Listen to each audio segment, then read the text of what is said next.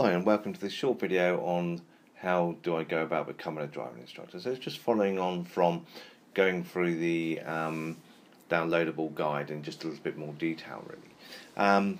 Pretty straightforward, but I thought it was worth just making a quick video on it. So in the guide it says here is a link to the DVSA to read their guides on becoming a driving instructor. So click on there and that will take you to the relevant page.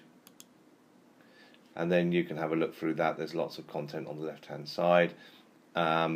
I'm not going to go for all that at the moment. I wanted to go to the main points, and the main points are fit and proper criteria. So if you do have some convictions, then do have a look at the suitability of ex-offenders to become an ADI. Basically, it doesn't really tell you, doesn't give you a list of what you can and can't do, but it does make it clear on the type of offences that they probably won't be allowed, and they tend to be sexual and financial offences, and whether they're spent or not. So just have a look at that if you've got any concerns there. If not, we'll start the qualifying process, and I would suggest that you do this early on as possible, even if you're just thinking about it. Get this process going, because it can take 2 to 10 weeks, depends on your area and your police force, etc. So it's worth getting this done as soon as you can. So let's go there. So becoming a driving instructor, we'll press start now, and then you've got to fill in your details. So are you 21? Let's say yes. Are you full car licence for 3 years? Say yes. Are you already registered as a driving instructor in another European country? No. Okay, so let's have a look at the next question. Question 4. Have you ever been disqualified for driving or have got 6 points? So if you put yes for that, let's say you've got 6 points at the moment, or 7 or something like that. Click yes. And the next step. There we go. It will allow you to carry on the process because it's down to the individual cases. So you will have to apply to start the qualifying process and give the Driving Vehicle Standards Agency more information about. So it won't stop you doing it, but this is why you would have to get this done pretty soon, because you can't actually apply to start the qualifying process until you've got the criminals records check done. So you'd have to do that first anyway. So you carry on with this process basically. So it doesn't allow you to carry on with the question, so that's interesting. So I'm just going to change that question to a no and carry on.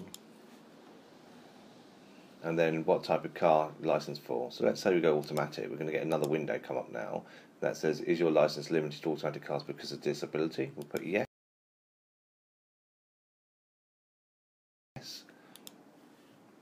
And then that will allow you to carry on. So that's okay. If you've just got an automatic license because you haven't got a manual and there's no disability involved, then let's click no and see what happens. And it won't allow you to carry on because you're not eligible unless your automatic is for a disability. So be aware of that. So let's go back to, let's just change this one actually. Sorry about this. Just going through. So we'll go to manual because obviously most people are manual. And then have you been convicted of non-motoring offence? Let's say yes again to see what happens.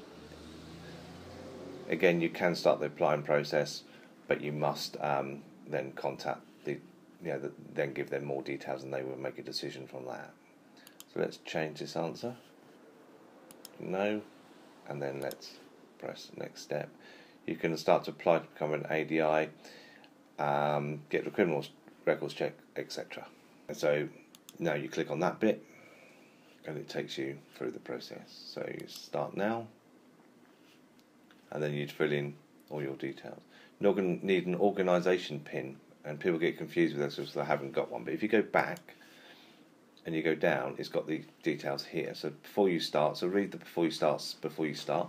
You need to use organisation pin, secret word, organisation name. But obviously look on the site because this can change, and then it tells you how to provide your details, and you can do that through the post office, and that costs 6 months. 6 months, costs £6 even. And if you're in Northern Ireland, then there's a separate system, so you'd have to go through that. So that's basically it. So you click start, and you'd fill in your relevant details, and away you go.